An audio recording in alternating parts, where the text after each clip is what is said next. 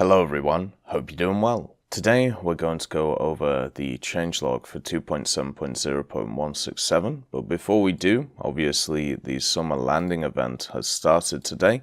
Make sure to get involved in it, make sure to get yourself some vehicles. Even if you don't want the high-end vehicles, you can always sell them on the market later on and do all of that wonderful stuff. I will be streaming today, so if you have any questions about the event, or if you're looking to, try and chill and do the event at the same time, which is something that I try and do, try and focus on other things while I'm going around, make sure to pop along and, we'll give you a nice relaxing atmosphere.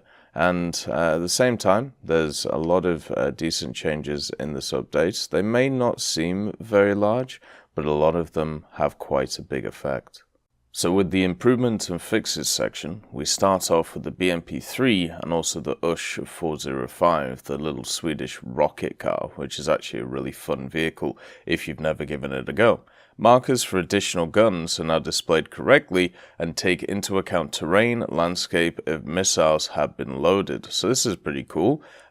They did a massive change to rocket vehicles a little bit ago. They basically made it so they actually had proper reticles, so it was easier to aim stuff.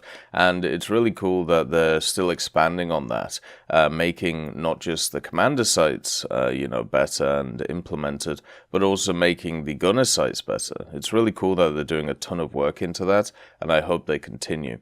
The BM13N, so the Katusha, basically, the inscription about the impossibility of movement with change ground clearance now appears only at the start of the movement and will not interfere with the view. I mean, that's fair. Basically, if you don't know, the Katusha, if you decide to move it in a elevation or depression, so you move the rockets, you're not able to actually move the rest of the truck. It kind of sucks. It kind of killed the Katusha, but it's still a cool vehicle to own. And hopefully they bring it back at some point, because it's been out of the game for such a long time. And I feel like a lot of players would enjoy getting it. And I definitely think it should be available again. Just like a lot of old event vehicles, like there's a ton of event vehicles that have been around for years and they've never been brought back. I feel like maybe it's time, especially stuff like the Katusha, where, I don't think you can get it on the market. There's no real monetary incentive in it for gauging. So why not bring it back in an event at some point? Helicopter site stabilization marks will no longer be displayed in the ground vehicle site after the air event in ground AB is completed. I mean, fair enough. I suppose that is good. A bug when playing server replays, which caused incorrect displaying of the camera direction indicator of the ATGM gunner on the helicopters, has been fixed. That's a very, very specific bug, but very nice to see fixed. The server replays can sometimes be a little bit dodgy when it comes to watching people's specific views, so I'm happy that they're improving that constantly. Still would like a reverse button in replays, but at the same time, we've been told that it's down to technical reasons they can't do that, or how the whole system is set up. So, I mean, it's fair enough at the end of the day. The rangefinder will not be set to a value of greater than 9,999 when pointing the gun sight at the smokescreen. This is good. It should just see the smokescreen as a wall, so therefore give you the distance to the smokescreen instead of going to the moon, which is what it was doing before. So I'm glad that's fixed, especially with the automatic laser rangefinders now. For me personally, I still disagree with the addition of the automatic laser rangefinder.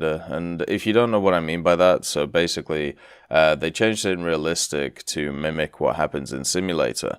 With a laser rangefinder, if you use it to laser rangefind, it will give you the distance and then the sight will immediately pop to that distance. So let's say if a target is 600 meters away, then if you laser rangefind it, the reticle will go to calibrate for 600 meters in the space of about half a second. Now, what this has led to is people with laser rangefinders being very quick to hit targets at range, and it's actually quickened up the TTK of the game, or time to kill, if you want to, know what the abbreviation means. And in my opinion, this is a negative thing, because it's once again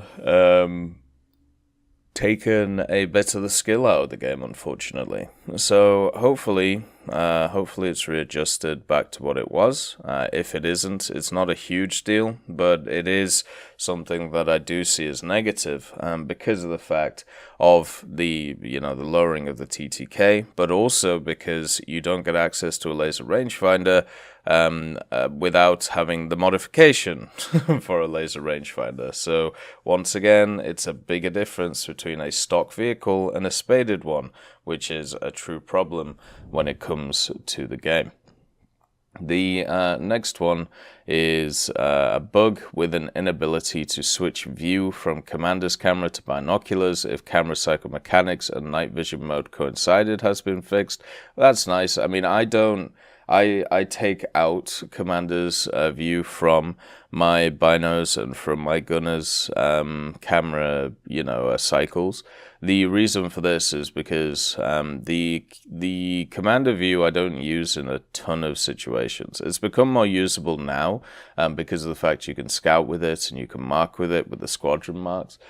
So there's definitely a reason to use it now, and also spotting targets, but it's mainly just down to night battles really when I use it. I think binos is still superior, and I hope they don't take away binos. I really do. Now, the weapon selection function for aircraft will block hotkeys assigned to individual weapons. Oh, so that's pretty cool. We'll have to see how that goes in and how that works. A bug leading to a lack of display of your ground vehicle in the commander's sight has been fixed. I think what they did, because when the commander sight was first introduced, you could see the bushes on the tank, and then for a little bit you couldn't see the bushes, and I'm wondering if they're going to go bush on or bush off, 80s style or modern style. So it'll be interesting to see what they do with that, because obviously in the gunner's view in realistic, you don't see the bushes, and in bino view, you're normally over the bushes, so it doesn't really matter too much. I wonder what the decision's going to be with the commander view. An inability to select premium vehicles located at the back of the hangar when controlling from a gamepad has been fixed. Ooh, well, that's good. Some kind of an innocuous bug, but also, if people want to see stuff in the hangar, that's a good thing to do. A bug that caused the inability to vertically aim on tanks when hull aiming when the engine or tracks have been damaged has been fixed. So we first had when the engine or the transmission was done, they had full vertical ability, which was bad, and then we went to no vertical ability even when damaged, which is also bad. So hopefully now we found the middle ground and the thing is fixed.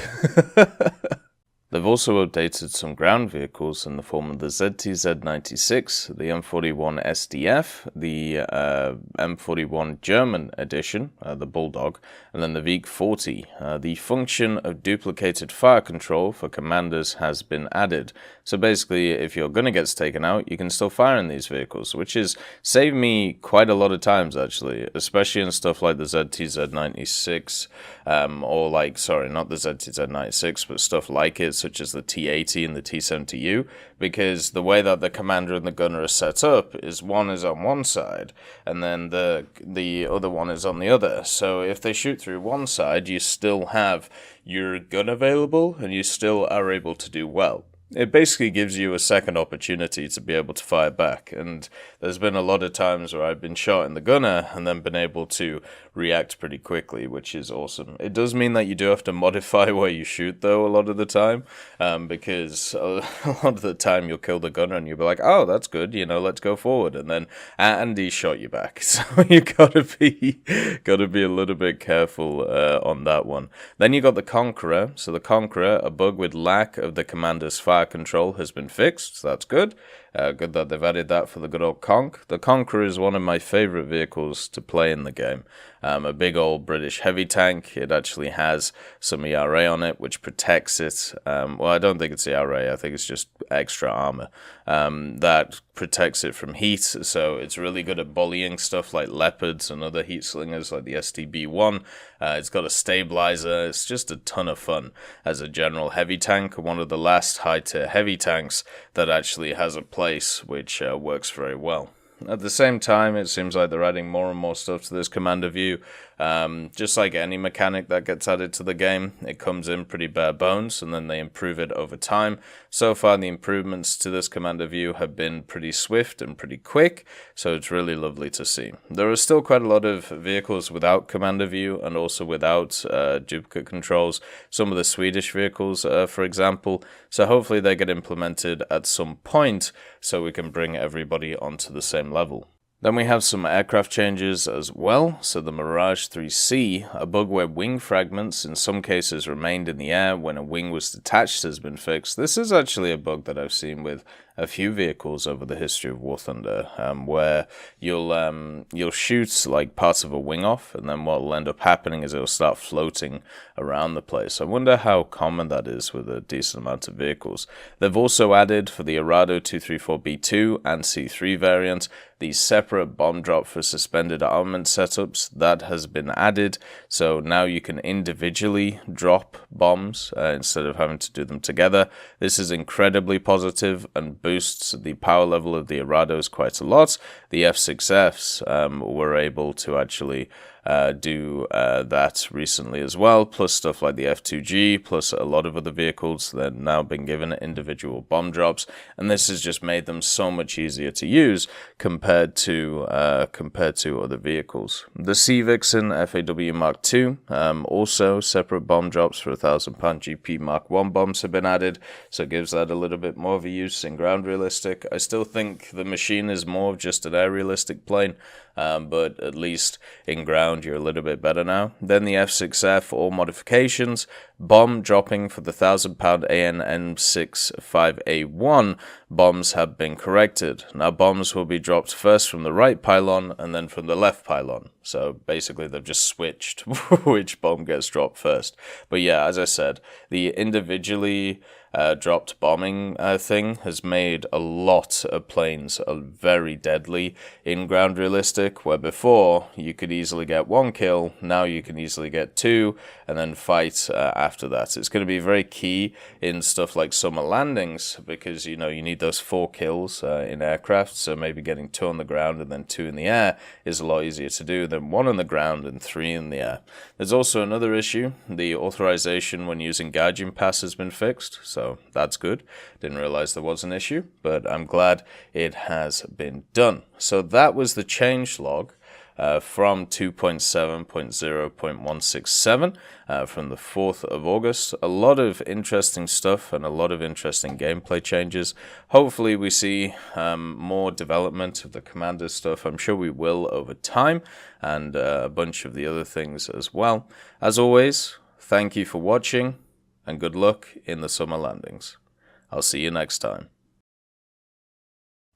I'd like to thank BRFC, Swollen Ostrich, Teddy, John Ryman, Universe, Conte Baraka, Eugens Terry, Ambrosius McClellan, Daniel Stanton, Martinez, B. Young, Lafouche, Barine, and Samuel Schlick for supporting the channel.